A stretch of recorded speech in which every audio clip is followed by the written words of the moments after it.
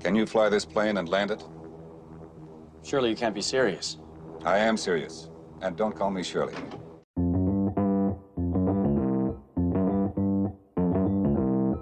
Live from Joe's mom's basement, it's the Stacking Benjamin Show.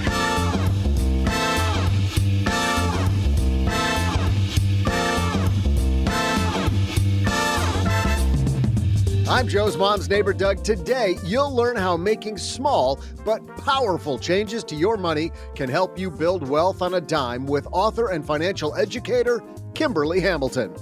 In our headlines, some disturbing signs from the debt market. Are we all collectively tapped out? Plus, we'll hear why another stacker better call Saul-Sehy and OG. Of course, we'll continue our 2024 math joke-off, and I'll top it all off with the fireworks show that is my trivia. And now, two guys who are here to give you their 10 cents on personal finance. It's Joe and OG.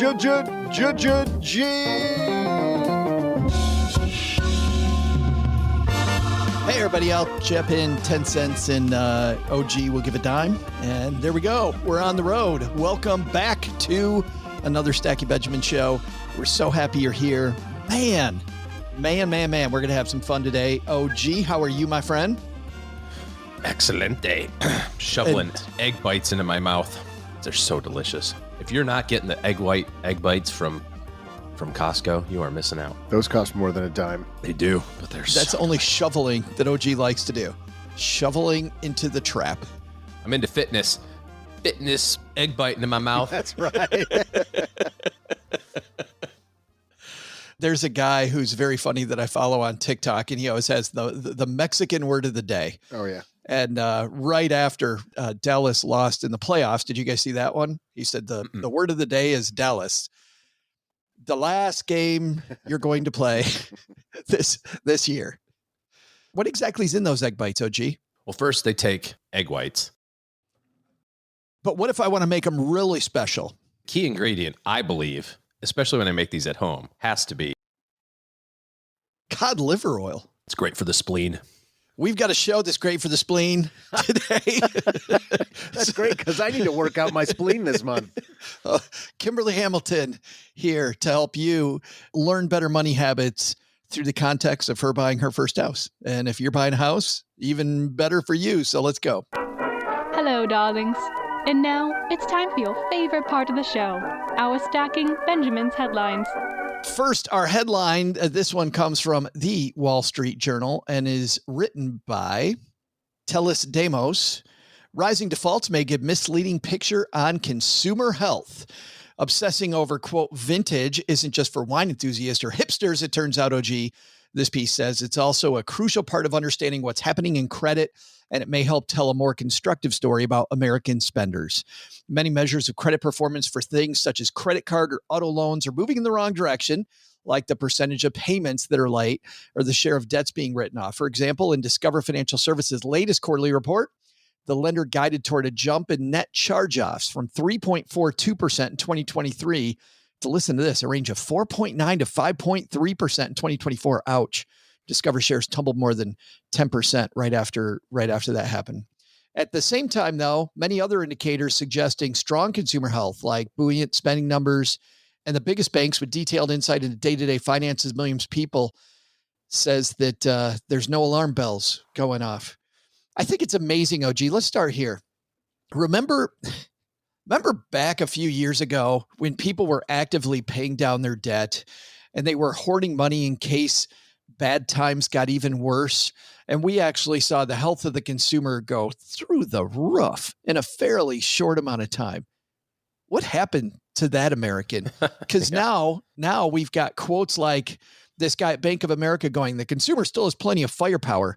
And by firepower, what they mean is they haven't blown every dollar they got yet. There's still time. Don't give up. Yeah, I mean, I look at a couple of things. A great resource if you're just looking for information. They don't actually tell you how to interpret it, but it's great to kind of look at pictures and charts. Is a great quarterly output by JP Morgan called Guide to the Markets. So you can just put into your browser JP Morgan Guide to the Markets and you'll get right to it. So that's kind of my go-to location for information like this. Household debt service ratio, which is a percentage of debt payments relative to personal income, is at about 10%, which is pretty consistent from where it was 2010 through present, exclusive of the COVID drop. But they also charted all the way back to 1980, and we're still at historic low numbers there. To put it in context, in the fourth quarter of 2007, so right before the big recession, what we call the Great Recession, those household debt payments were as high as 13.33%. So it doesn't seem like that big of a wiggle room, 10 to 13, but apparently that makes all the difference. What is kind of noticeable, though, is the profound rise in credit card defaults, like you were talking about, Discover Card and their guidance. Auto loan defaults are as high as they've been since 2013.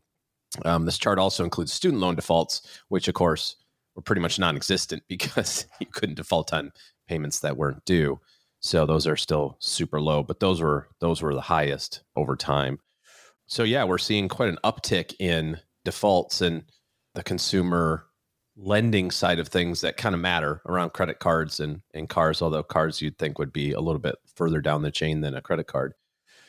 And savings rates have gone in the toilet also. The average over the last 50 years, the average is about 8.5% is how much people save of their personal income. Got as high as 16% during COVID, and right now we're hanging out at 4%. That doesn't bode very well for the future. No, it certainly doesn't. We can't certainly solve everybody's problem, right? We can only, all of us that are just hanging out here together in mom's basement is, I suppose, the only people whose issue we can solve. I think it's probably a good reminder that at this point, you're seeing maybe your neighbors, seeing your friends starting to buy more stuff, maybe take out more credit. It's easy to think that everybody's doing it versus focusing on you, but it's definitely a time to maybe swim upstream. Yeah, and just pay attention to the things that you can control. If you're getting impacted by consumer debt, some of that has to do with rising interest rates. Call and ask for an interest rate adjustment. Fine. I'm getting solicited like crazy for all these balance transfer things. And, you have this line of credit at Citibank for $30,000. You probably want to take that as a loan, don't you? Just click here and we'll send that 30 grand to your bank account at your, at 10% or whatever. It's, resist the urge for those things. But if you do happen to have some consumer debt that's a little high, call them and ask them for help. A lot of times they'll work with you. And if you can't find help there, you can find help by consolidating it or surf it over to a lower rate if possible. That'll help you kind of get back on the right side of the cash flow statement, so to speak. Kimberly Hamilton's about to join us and talk about lots of techniques to save for a down payment or save any amount of money. But even just basically, if you're somebody that struggles with this stuff, like just making sure that your access to money, OG, is limited, that you limit yourself. Like seriously, set yourself up some hurdles to get at your own money so that at least you can pump the brakes before going on that spending spree. I have implemented and me personally, I can't implement it for the whole household, but for me personally, the shopping cart rule on Amazon. And it's funny, Doug, you were talking about a book the other day that you thought was really great, a local author. Yeah. And I was like, okay, I'm going to get it. And I put it in my shopping cart and I was like, oh yeah, shopping cart rule. I gotta wait 24 hours before I buy it. And it was, 10 days ago when you brought this up? And yesterday I logged back into Amazon to buy furnace filters of all things. And I was like, oh, that book, that's right. And it just enough pause there for me to go, is this something I really want to spend money on? And it was, so Good answer. I went through with it. But my point is that I had completely forgotten about it. You get the dopamine hit about putting it in the shopping cart, not actually getting it off the porch. Isn't that funny? So pretend buy it. Yeah. Pretend buy it. Be like, I got it on Amazon. Woo. And then just close the browser. You don't have the problem where you put it in the shopping cart, but then Lissa goes on Amazon and she just wants to buy that thing immediately. And your thing gets sucked into the vortex of purchasing because she bought something. Well, it turns out there's things like his and her accounts. No kidding. You can have your own login to different things. Doug. Wow. Like you can stop stealing mine. And they're onto you. It's like my Netflix account. How come I always get these emails from Netflix? Did you log in from Northern Michigan? Yes, I did. Yeah, I did tell one of my adult children last week that I get one more shot with Hulu, and before they just completely cut me off. Oh yeah, Hulu's tough on Are you that. changing your home address back to your home address again? Yeah. Yes, please, kids, stop stealing my Hulu. Yeah. Because we're all You going to make get more cut money off. than me, damn it. I should be stealing your It's Hulu. horrible. That's right. A gravy train is maybe the Hulu gravy train might be done. Kevin Bailey will have even more great tips where that comes from in the 201. We'll go through some of those. I guess they call them tactics and hacks that you can use, like hiding money from yourself, the 24-hour shopping cart rule, some of these great little things that can make the big difference in your budget. Hey, time for the next 2 games in our 2024 math joke-off. These people are going to win their choice of several books from recent people that have visited Mom's basement. And man, do I have stacks here. So we're going to just give these people tons if they win this week's round. Now, because of our recording schedule, I'm headed to a conference in Orlando. So we're recording this a day earlier than we usually do, which means we haven't given the results enough time yet. So we're not going to go over last week's results. We'll have a little bit longer episode next week to do 2 weeks' results. So players from last week, you got to hang out just a little bit longer before we declare who the winner is. But Doug, we got a couple identified here. We have our first number 1 seed. Yeah, which I'm sure you're going to steal. You're going to like, I'll read the number 1 seed. I can see it coming. Oh, after you. We've got Zach with the number 1 seed and Jonathan with the number 16 seed. The number 1 seed is the one preceded is this truly the best joke? I don't know. Doug? Number 16. Why was... Oh, you're going to do number 16. I think you're going to do number 1. No, I think that's I just assumed the way you oppress me constantly and squash me down that I was doing 16. Literally just said, take it. Thank you. When the kids complain, this is the best thing to do, parents. When the kids start complaining, just go, no, after you. Just give them what they want. Show them what real gentlemanly behavior is like. Model what you're hoping for them. Give them the gummy worms for breakfast. Okay. Number 1 seed. I just lost my job at the bank. Lady asked me to check her balance, so I pushed her over. That was Zach. That's from Who Zach. had that one? Zach with a CH. That was number 1. Yes. That was a criteria for ranking these. This, you don't like that one? Drew it out of a hat. I didn't say I didn't I'll tell like you it. exactly how the ranking happened. Joe's sitting around the solo stove with 3 bottles of wine. That's what. That's Zach. I thought that was pretty damn funny. Zach. It's Zach. I don't know that it's number 1. If that, let me put it this way: if that one's number 1, oh boy. Jonathan sent us one that a couple other people. He claimed one that like 5 people sent us. It's the number 16 joke, the last one in. Why was 6 afraid of 7? Because 7, 8, 9. Yeah, that one's gone. No, I don't know that gets the rim shot. No, you think it's all the way over? How can a 16 get a rim shot? We both hit the trombone at the same time. That was awesome. Like trombone had a little echo. All right, Zach against Jonathan. Zach. We'll put that in the in the basement Facebook group for everybody to vote on. You'll be able to vote on these along with, we've got another week left of the last one. Oh, wait a minute. What am I doing? We're not done yet. Yeah, we got another one. Go down to the bottom half of the bracket where Jennifer has the number 6 seed against Melvin with the number 11.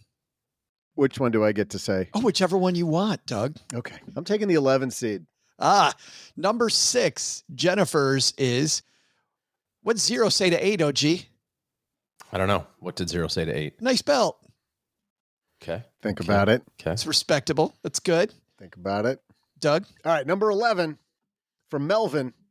College is the opposite of kidnapping. They demand $100,000 from you or they'll send your kid back. It's kind of true. It's 100% true.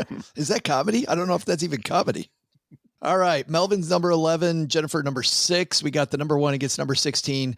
If you're in hanging out with us in the Facebook group, you'll see those appear at some point this morning. Karen, our wonderful producer, will add those into the basement chatter so you can vote. All right, coming up next, Kimberly Hamilton is a financial educator. She is somebody that, like a lot of us, has gone from knowing very little about how money works to becoming an accredited financial counselor and a FinTech pro. She has worked with some major partners like the Capital One Cafe, and she's been featured on Forbes and in Yahoo Finance. And of course, she now is with us. She actually very openly says that she is on track to be work optional by age 45. She's a great mentor to her community, leads financial education at a sponsor of ours, which I found out after we booked her, Rocket Money. So Kimberly is going to teach us basic money habits, but Mr. Basic himself, Doug, about to give us some trivia. Wait, what? Where did that? How did I get roped into? Okay. Hey there, stackers. I'm Joe's mom's neighbor, Doug. Over the weekend, while I was watching football, I finally rolled all the coins I've been collecting over the years. You wouldn't believe how much money you can fit into a bunch of empty peanut butter jars. All in, I got $349.03. Looks like pizza's on me for this year's Super Bowl party. I hope the delivery driver's strong enough to carry 30 pounds of change, though. Of course, I'll help them to their car with it, but then they're on their own after that. Unless it's my old crush Linda, who worked at Pizza Hut when we were in high school. I'd drive it to her house for her. But she's probably the manager by now. I also found a bunch of old coins in the jars, which is odd because I've always kept those in a separate, special place.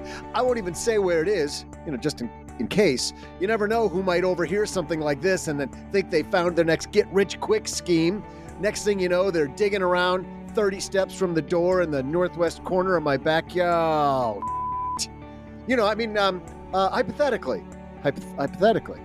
Today's trivia question is, the most expensive dime ever sold at auction is the 1894 S. What does the S stand for? I'll be back right after I find a special place for my safe deposit box keys.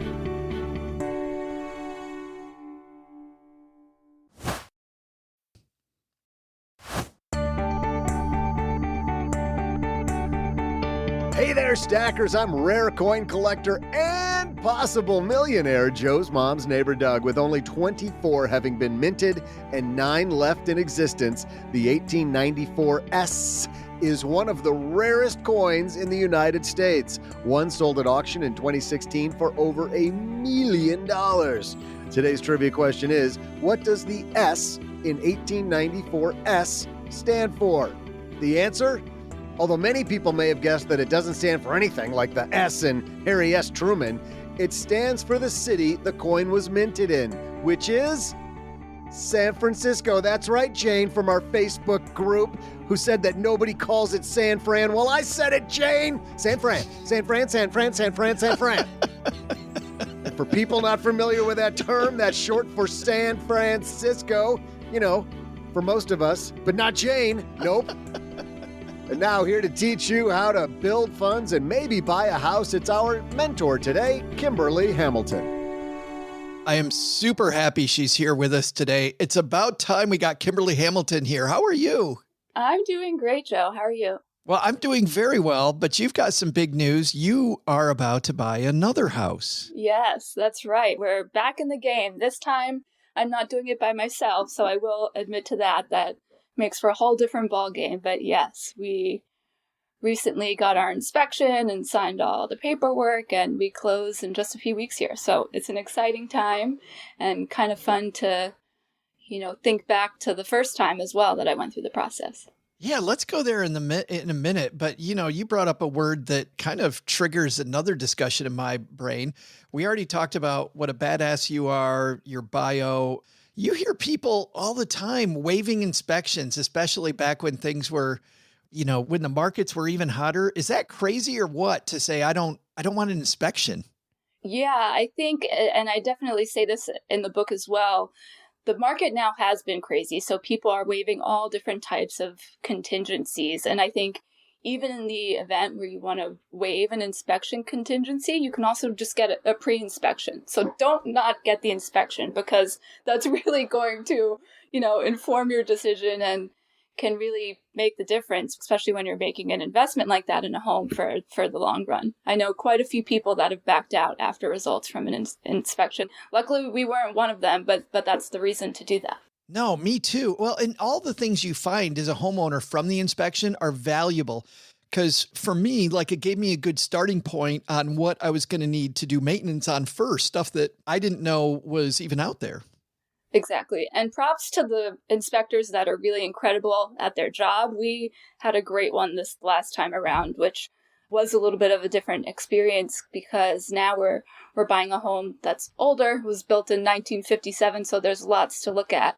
When I first bought my first home, which was a condo, they kept the four walls of the condo building, but everything within that was essentially new build. So we still had an inspection, but just a lot of different things to look out for. And a home is obviously, at least the home we're buying, is a lot bigger than my, small one-bedroom condo was. So there's a lot more that could potentially go wrong, but luckily that wasn't the case. Well, let's walk through this. I mean, you and I are both seeing the headlines, Kimberly, of all of these people that are choosing to rent long-term because interest rates are so much higher. The average cost of a first home was in the 200,000 range. Now it's in the 400 something range. Like, home ownership feels so beyond so many people. And also, it's a very personal decision. Let's talk about this first. So in 2017, you decided in this very personal to you decision to be a homeowner. Why did you decide to buy versus rent? I think there were a few reasons that I talk about in the book as well.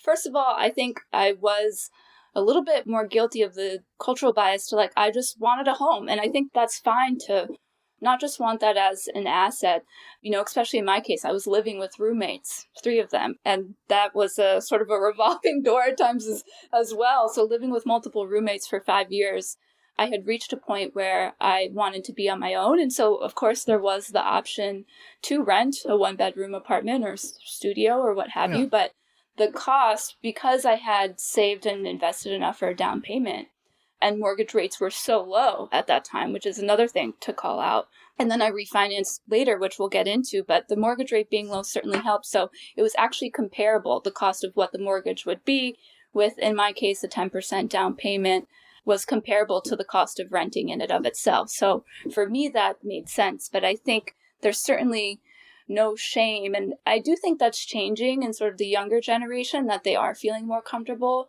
with renting. I think maybe my parents' generation, for example, really felt like that's something that they needed to own to feel, maybe successful or something like that. And I don't think that that's the case. I think another reason other generations might have looked at that way is because they think of real estate as this really safe asset that's going to appreciate over time. But I think people aren't always thinking about the opportunity of maybe just investing in the stock market instead, which the S&P 500 has grown over the last decade faster than real estate has in some cases. And so I think that's important to underscore. People also don't often think about the fact that when it comes to maybe selling that home, selling that asset, you still need to live somewhere else, right? So you're likely putting that money into a new home, which is a different scenario to think about as well. And you bring up something else too. I think about my parents. My dad never changed careers his entire career. He worked in the same plant for the vast majority of his career. They closed that plant, so he went to a different General Motors plant for the last 6 or 7 years of his career. So he had one move. Then I look at me, I changed 3 times. I look at people, the statistic from a few years ago is the average person changes jobs now 7 times.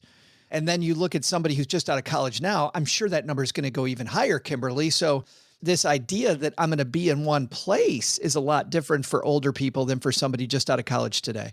Yeah, I think that's definitely true. Thinking about how long you're going to be in a home, whether you'll want to be tied down to that area. Some people, that's exactly what they want. And so making an investment in a home that's going to keep them in one place makes sense. But a lot of people are moving around or are still figuring out, maybe where they want to live or seizing on different opportunities that take them elsewhere. And that's definitely something to consider also. In my case, I knew that I wanted to be, I'm originally from New York and I'm a proud New Yorker, but I knew that I wanted to live in the DC area. So that's another reason why I think when you consider that personal decision, why it made sense for me. Yeah. And that is huge because the transaction costs of home purchases, I mean, you talked about real estate versus the stock market. I mean, holy cow, the cost to buy and sell real estate way higher than to buy or sell your favorite mutual fund. Let's go into the process of buying a house. So you make this decision that you want to. I can't believe that you didn't want to have 3 roommates forever, but that's a whole different discussion. The first step for me when I was reading your book was that you negotiated higher salaries. You had negotiated to get your pay up to a place where you could sustain that. You work for the same place. How did you do that? What exactly did you do to negotiate a higher salary? Because I don't think we talk about that enough, that raising your income is kind of a great place to be to give you the confidence to be able to own a home. Right. And saving for that down payment, which was huge for me at the time. Certainly the most amount of money I've ever saved up or shelled out when it comes to making that decision. I think you pointed this out earlier. You hear about job hopping a lot now. And even for me, I think I was a bit of an outlier there because I did stay at the same company for almost 9 years, which is now, I feel like it's like you don't hear about it anymore. Right. But I think in doing that, I still negotiated most years. Maybe there were a few where I didn't, and I should preface that by saying I had felt personally that I had started with a low salary, so I had room to grow. But that doesn't mean the conversation was any less nerve-wracking for me. How did you know that? Was it just a gut feeling that it was low? Did you go to Glassdoor? Did you talk to other people at work? Like, how did you feel like you weren't being paid enough? Maybe not a gut, but there's the expectation, right? I had a master's degree, and so there was a certain salary that I sort of expected coming out of grad school. But there are websites like Glassdoor, like the Bureau of Labor Statistics. I've seen people use great tactics on LinkedIn to look at others that have similar titles that they're interested in their field, and maybe not ask what their salary is directly, but say, hey, are you over or under this number? And that's a way to sort of, that doesn't put the other person on the spot, but usually they might be more comfortable answering that question. And so when you do that enough times, you can sort of identify what the sweet spot is for what you're looking for or what you maybe want to negotiate towards, in addition to, preparing any research that you might be able to present to your manager, to your supervisor, and having that conversation so that you're really prepared to say, not just, these are the accomplishments or these are the efforts. Maybe you have indicators you've been tracking to justify the results of your work, but also having that research to back up, and this is the level of income that's commensurate, or the compensation package that, I'm interested in, because it's not always just about salary either. Sure. No, benefits is a huge thing I think that people forget about. But so you go into your boss and you're loaded then, I guess, with data, and you said, I mean, you don't open then, Kimberly, with she or he saying, hey, I think I'm underpaid. Right. You don't open with that. I think ideally you're setting the stage months in advance if you can. I mentioned in order to be able to really point to the contributions that you might have made to a company, figuring out what those indicators are that you're trying to get towards in your position. In my case, it was international development consulting, and I was managing a lot of projects. So you can point to, different budgets that you've made or sales calls that were successful or whatever your indicators are going to be, having that conversation with your manager in advance to establish those, because I think a lot of companies maybe don't have things set in stone in that way. And that can really be helpful, actually. While it might be scary to sort of set what those targets are, that can really be helpful in having that conversation later.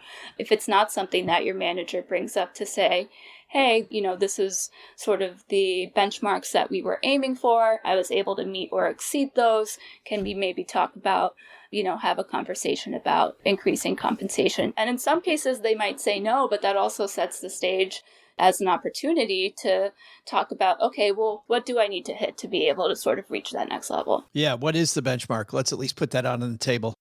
In your own negotiation then, so what happened? Did you have to bring it up, or did you seed this enough and say, hey, I really think that along the way, I'm providing these things and these are the benchmarks, I think. Did they offer it, or did you have to go ask? I'm trying to jog my memory here, but I think it was a topic of conversation. There were smaller raises, and then I tried to increase what that raise was going to be. I wanted to start there specifically because I think so many people forget that step, that study after study shows your boss wants to give you a raise. You just got to give them the proof, Kimberly, that you're talking about. You wanted to do initially when you bought your house, you didn't want to do a 1-bedroom, which is what you mentioned you ended up with. You wanted to do what a lot of people call a house hack, right? Buy a 2-bedroom and rent out the other one. Why did you decide ultimately the house hack roommate thing wasn't going to work for you? Right. Yeah. So in my case, I mentioned I ultimately put 10% down on a 1-bedroom condo, but to your point, I think going from 3 roommates to 1 was still, an interesting opportunity. And the reason I wanted to do that was because then obviously the income I would make from renting out that 2nd bedroom could help pay down the mortgage. But 2 bedrooms are a lot more expensive than a 1-bedroom condo in the DC, well, probably anywhere, but especially in the DC area. And so what it actually came down to is the down payment that I needed to afford a 2-bedroom and still be comfortable with the monthly mortgage payment was not something I was able to do. Now, there's an argument that I could have put a lower down payment on a 2-bedroom condo, but then that would have increased my monthly mortgage.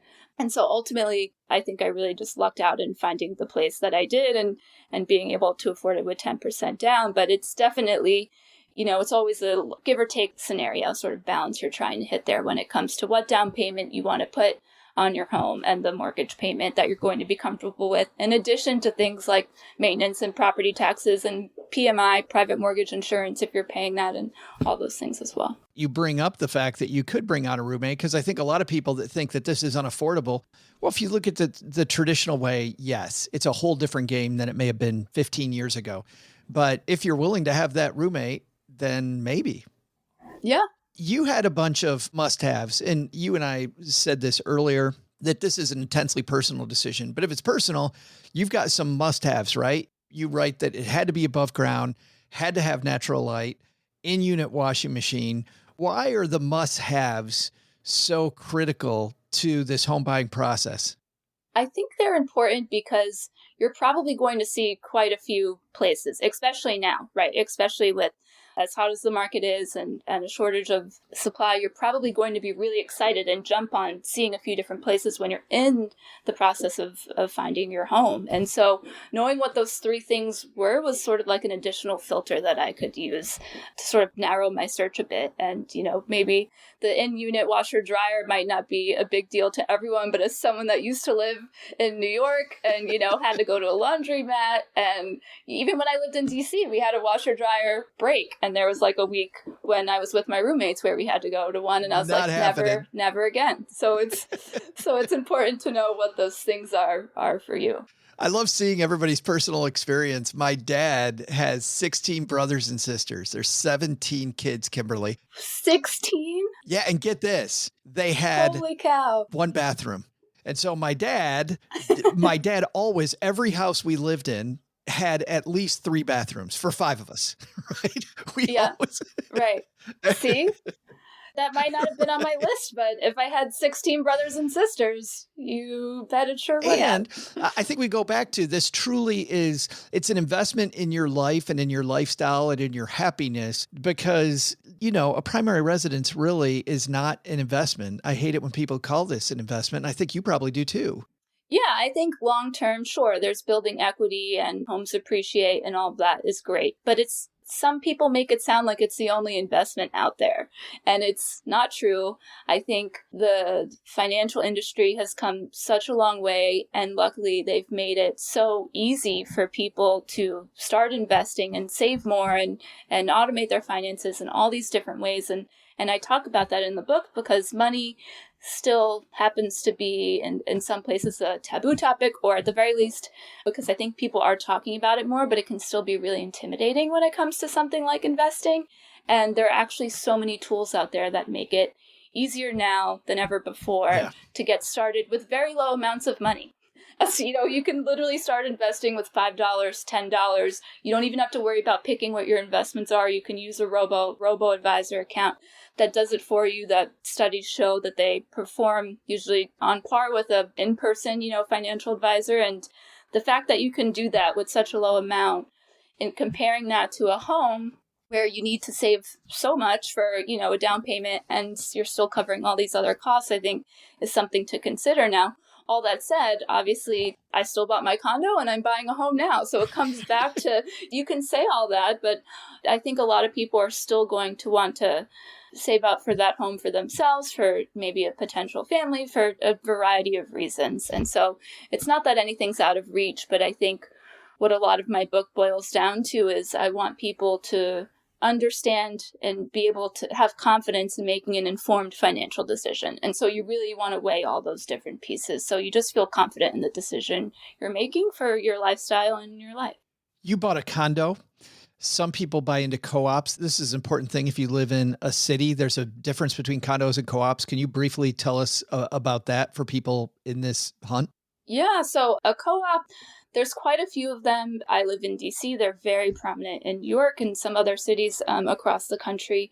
And I think they can be enticing for people because in my experience, at least in DC, they're usually priced lower to a condo.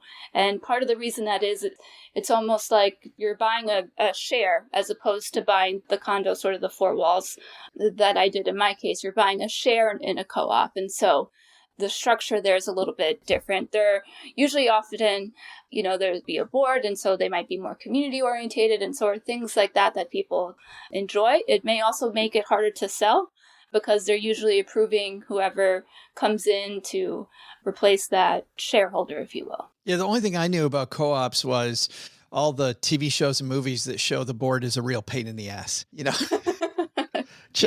got this person on the board that you got to deal with who's got these weird reasons why they don't want you to live in it, or you got to bake them brownies to try to get them to approve you to get the condo. I don't know if any of that's real or not. And there are still condo boards, right? Like that manage your HOA and control what all those are. That can also be equally annoying, but they're not known as to be a potentially gatekeeper in the same way. Right. Yeah. Just a pain after you buy the property. We talked about the income side, which is important, but let's talk about the expense side, because to be able to afford this house, you had student debt. A lot of our stackers have student debt.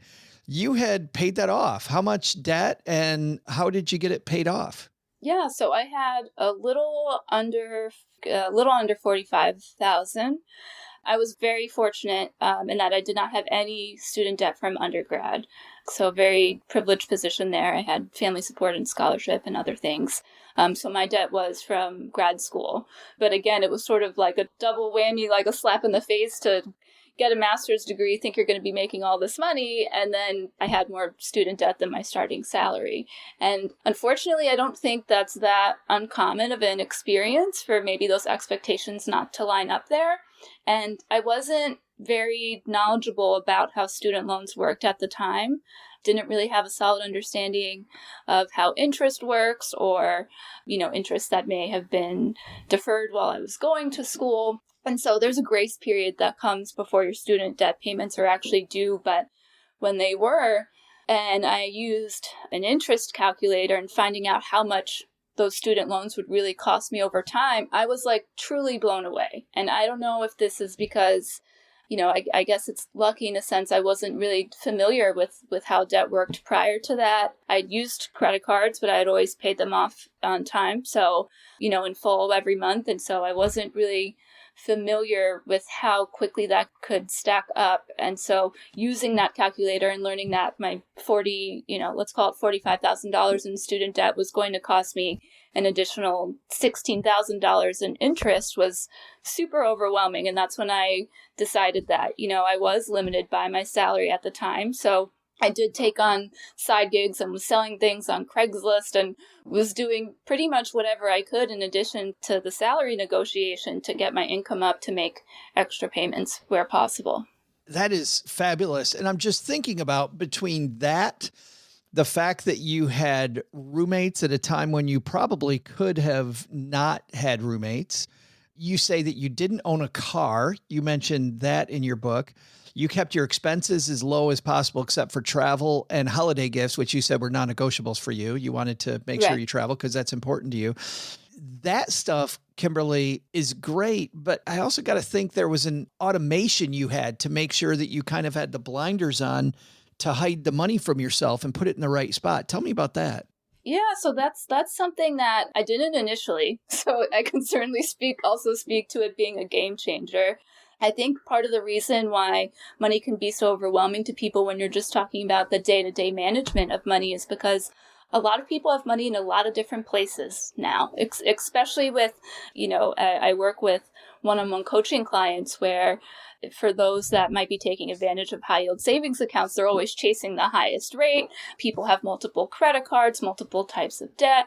And so all of that can be really difficult to track. And so something that I found for me and that I now speak to others about is just how powerful automating your finances, I think, can be, not just in making sure, to your point, that your money's sort of going where you want it to go and you know that you have everything covered, but from a psychological point of view, just really reducing financial anxiety. The more you can automate, the less the responsibilities on you to make sure, that you made this transfer, that you paid this bill, that everything's sort of working in a groove that you want it to. And so that was huge for me. And in order to do that, developing what I call weekly spending cap in my book was really key to that, because then you can sort of automate all the other pieces, your fixed expenses, any automatic bill pay, transfers to high yield savings accounts or investment contributions. And then you're really just focusing on what that last number is, that spending cap. So automating all of that really helps with that. Well, I love that because it gives you this last denominator, which is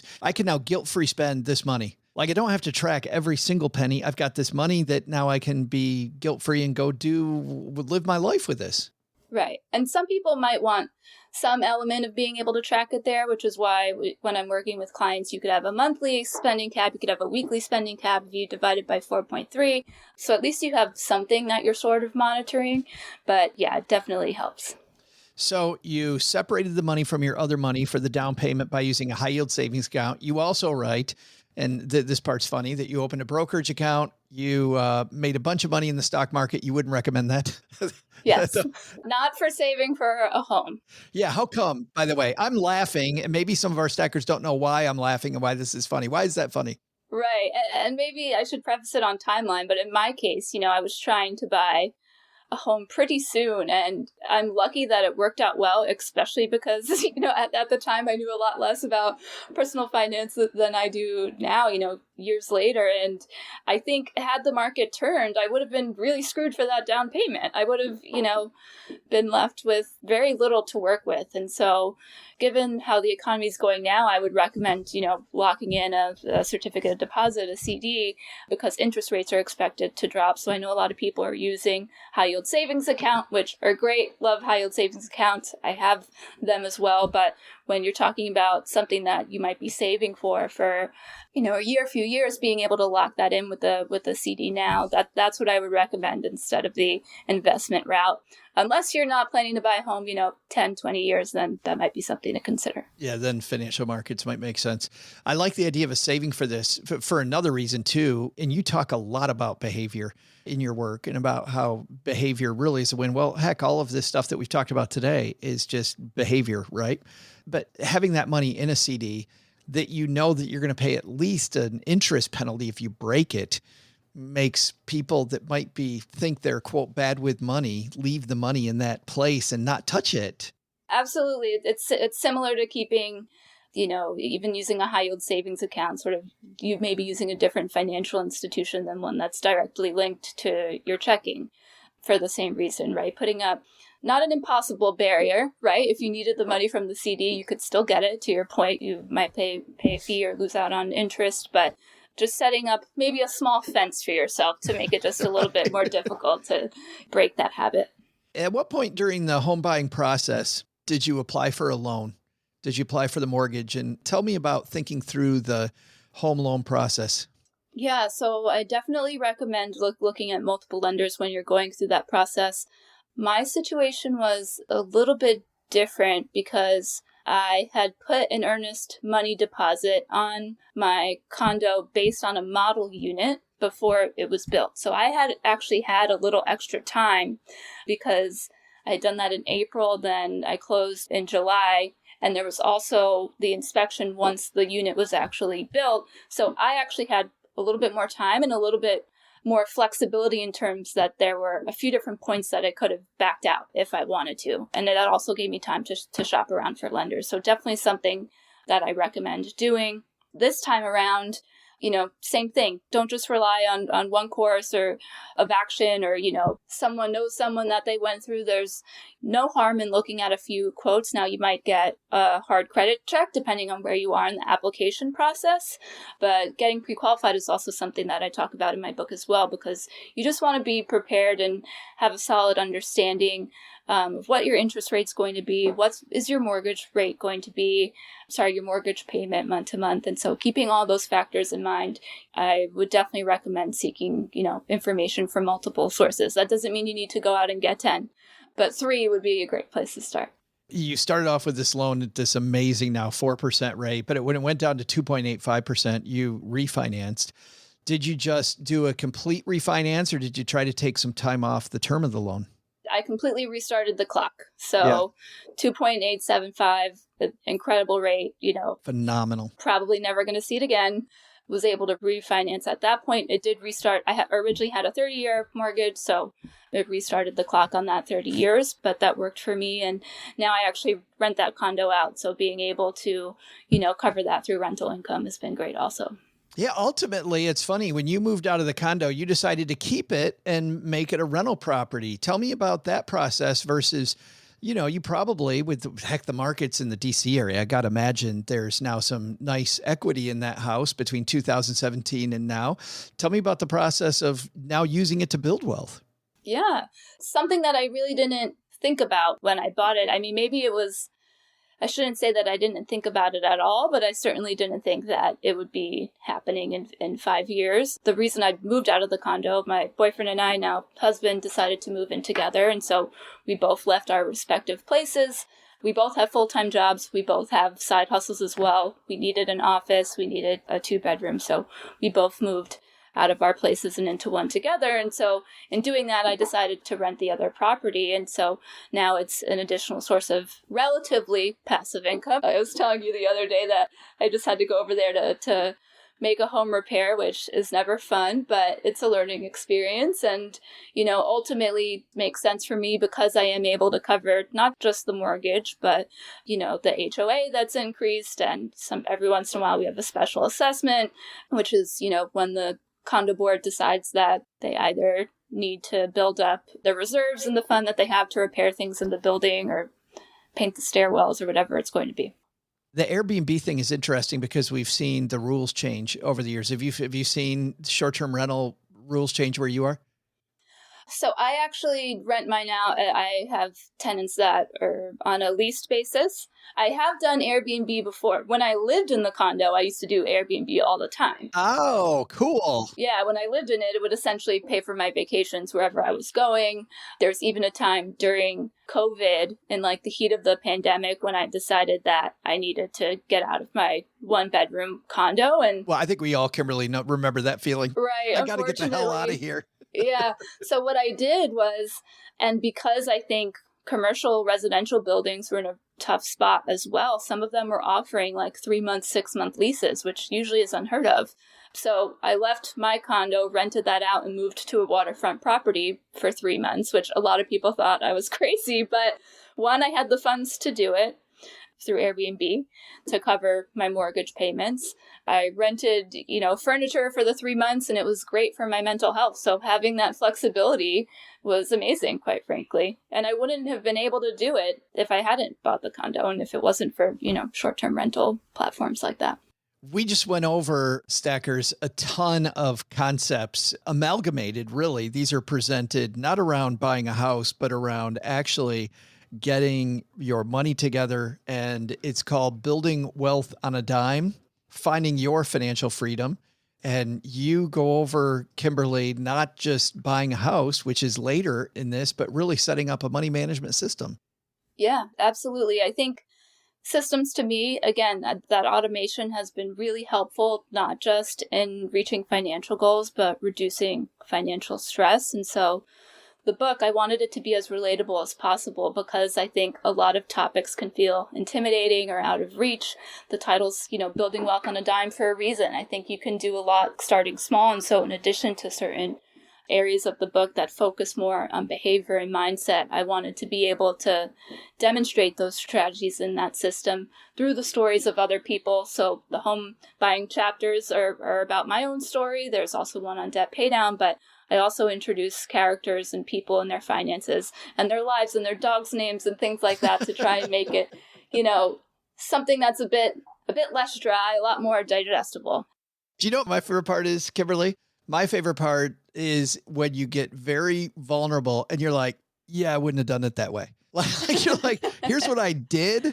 And I shouldn't have done that. And here's how it either worked out or it didn't work out. Like those, I don't know why, but those stories always resonate with me. When somebody's brave enough to tell me, yeah, I effed that up. Right.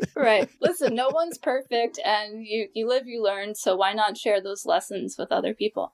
Well, thank you for taking a chunk of the book, a little piece of it, and mentoring our stackers today on how to buy a house. I really appreciate it. Yeah, you got it, Joe. Thanks for having me on the show. Hi, I'm Mitchell Walker, and when I'm not teaching people how to find hidden money, I'm out stacking Benjamins.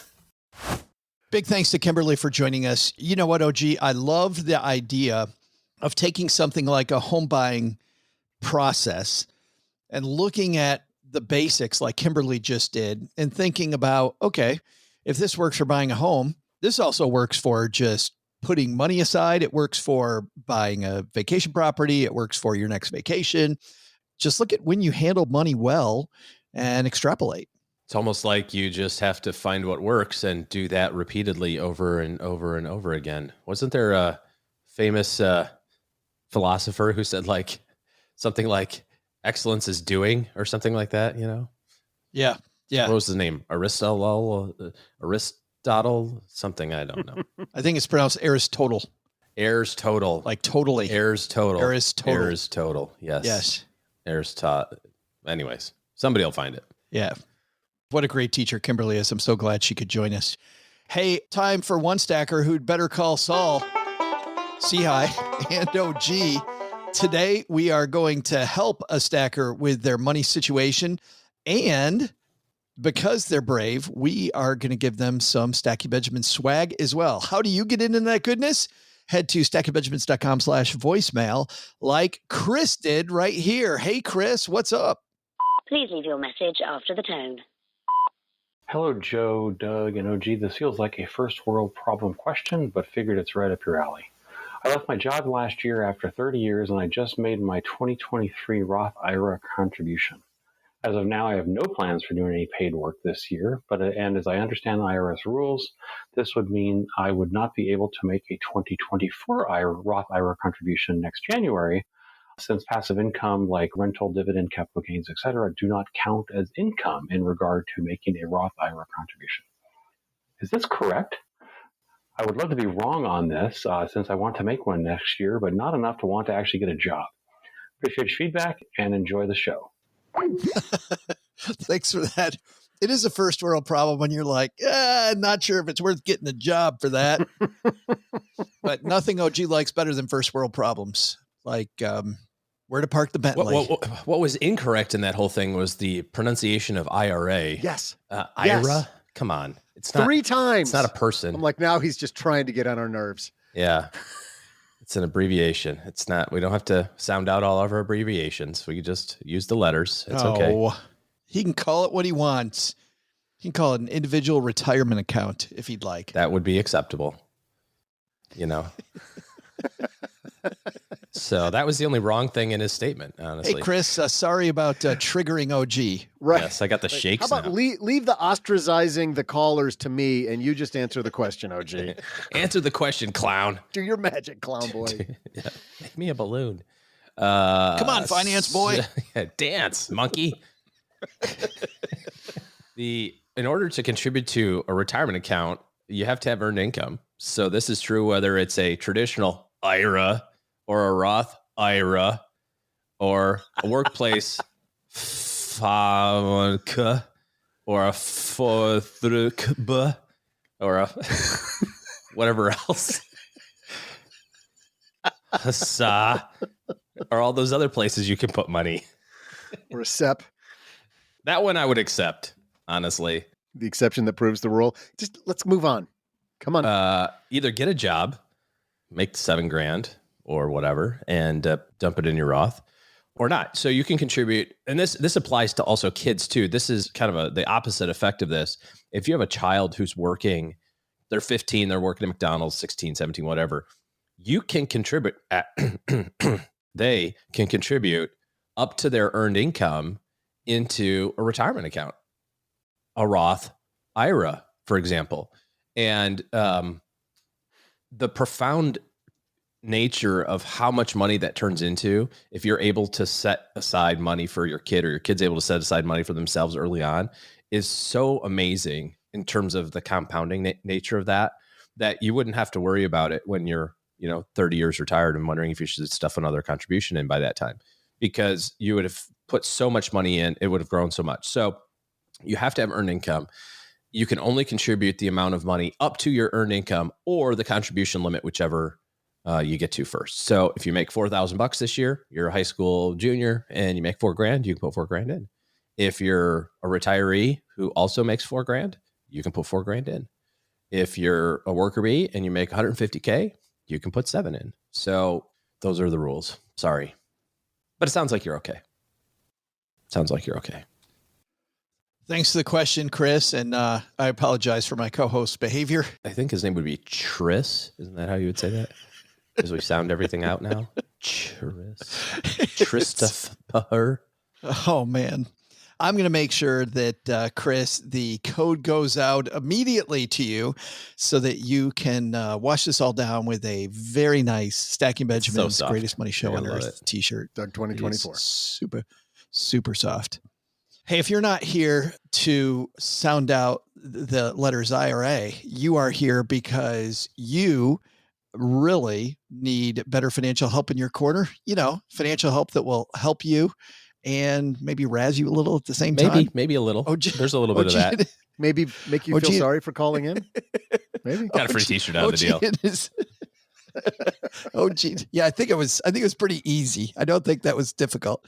OG and his team are taking clients. So the first step is to get on their calendar, schedule a meeting. stackingbenjamins.com/OG gets you there. Our last segment of the day, we call the back porch. This is where we celebrate all of our stackers in the community. And today, Doug, what do we got? Well, first thing, if you're listening to us right now, make sure you also pick up your device and tune into Joe's Instagram Live with Amy Minkley. That's going to be pretty sweet. She is so Joe, amazing. when is that? That's coming up on Thursday. Is that right? Yeah. What Amy and I are going to do are talk extensively about my trip to Bali, because that's where Amy lives. So it'll be a Bali extraordinaire experience. We can talk about the flights. We can talk about the beauty. We can talk about the food. Doug, what would you like to talk about Bali? The food. Absolutely the food. That's all. I mean, why else do you travel? Yeah. What would you say, OG? Second that? Yeah, absolutely. Food for sure. Yeah. Deliciousness. But Amy Minkley, the 5 Freedom Retreat.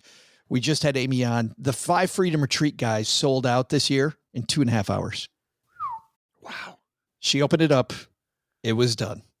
Congratulations to Amy, but you'll hear why. If you missed our episode with Amy, you can go back and listen to that. That was episode 1465, or just hang out with us tomorrow. The cool thing about hanging out on Instagram is you can ask all your own questions. What else we got going on, Doug? I want to talk about a couple of reviews that we've gotten recently. We can never get enough. Thank you. Can never get enough reviews. Appreciate those of you who have done that. We got a review saying best money show on earth. Listen to this show at your own risk. I started reaching all of my financial goals after listening to Stacking Benjamins.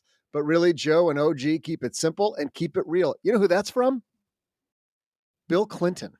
Nice. Does it really say Bill Clinton? Well, the guy, I mean, look, his handle is Willie C. But I mean, who else could that be? Nice.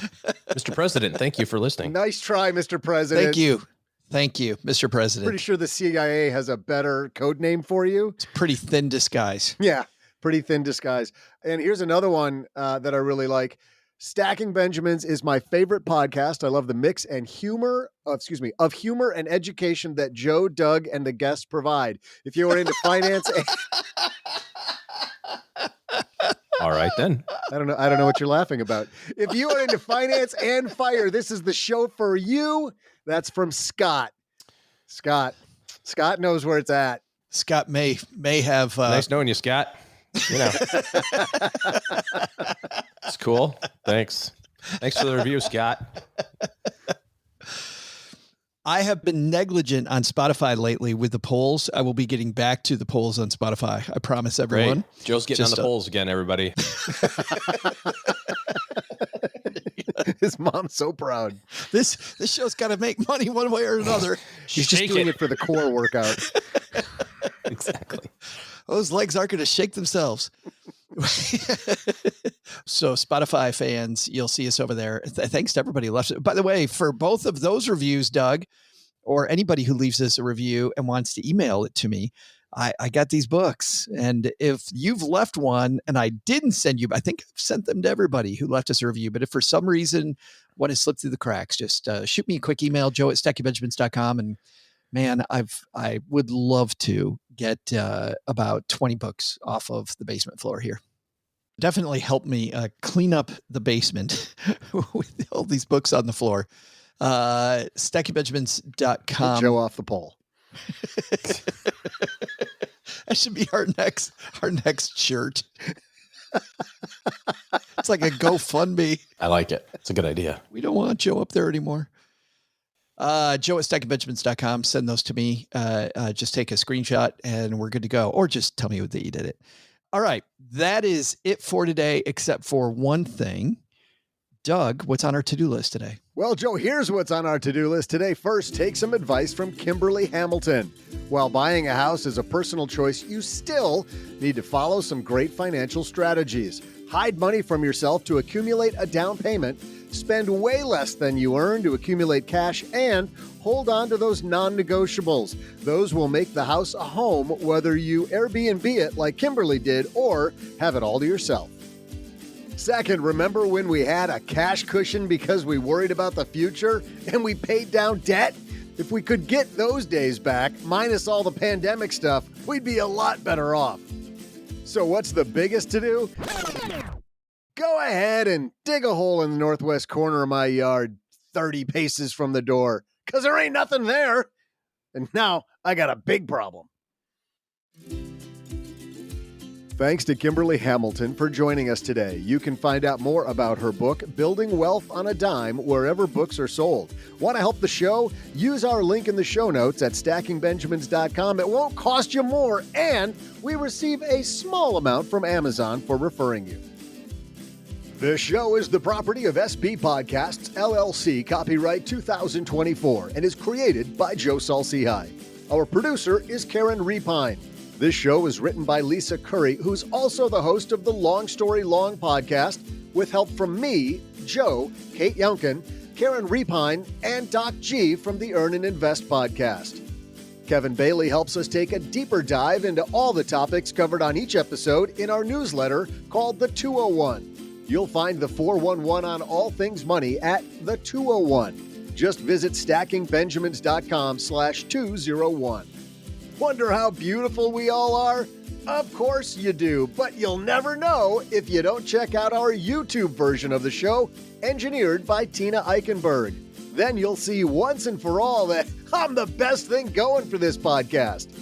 Once we bottle up all this goodness, we ship it to our engineer, the amazing Steve Stewart. Steve helps the rest of our team sound nearly as good as I do right now. Want to chat with friends about the show later? Mom's friend Gertrude, Stacy Doe, and Julia Garib are our social media coordinators, and Gertrude is the room mother in our Facebook group called The Basement. So say hello when you see us posting online. To join all the basement fun with other stackers, type stackingbenjamins.com/basement. For more interactive fun, join us on Instagram every Tuesday and Thursday for our Instagram Lives. Kate Younkin and Joe host those weekly. Not only should you not take advice from these nerds, don't take advice from people you don't know. This show is for entertainment purposes only. Before making any financial decisions, speak with a real financial advisor. I'm Joe's mom's neighbor, Doug, and we'll see you next time back here at the Stacking Benjamin Show.